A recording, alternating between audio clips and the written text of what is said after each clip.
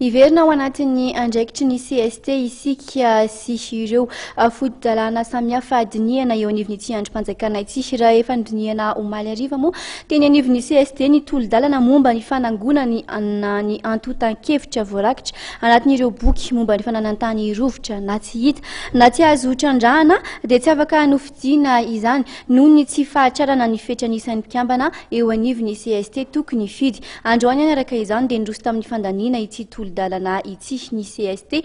ka tsy nametrahana fetran'isa tsy maintsy fahatrarana intsony moa izany tamin'ity androany ity. Raha afaka Andriamanala sy Mamara Samuel no nanao fanadihadiana. Ampianatrany amin'ny 20% ny olona fananantany eto Madagasikara ny fandaniana ny tolo-dalana momba ny fahatrarana sy ny fanangonana ny antontan-kevitra voarakitra anaty ireo boky momba ny fananantany rovitra na tsy hita na tsy azo trandrahana intsony.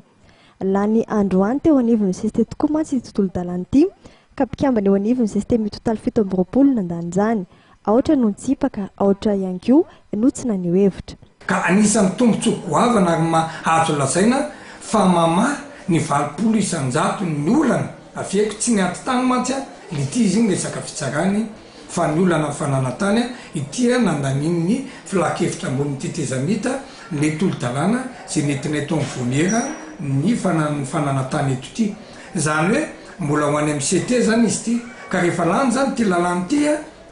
ka tonga am'izay ny tity fampiarana azy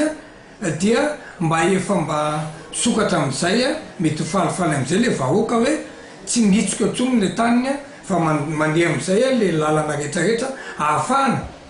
mamerina indray le boky taniny na le boky na le arsiva any amin'ny fobe amin'ny fananantany sy any amin'ny fandrefesatany tena mafisina etoana zany. Niainga tamin'ny fitaraina na avy amin'ny fokon'olona no namolavolany teo anivony vao miara-misana fanajariana ny tany ny CST niaraka tamin'ny teknisiana momba ny lalàna eo anivony ty androm-panjakana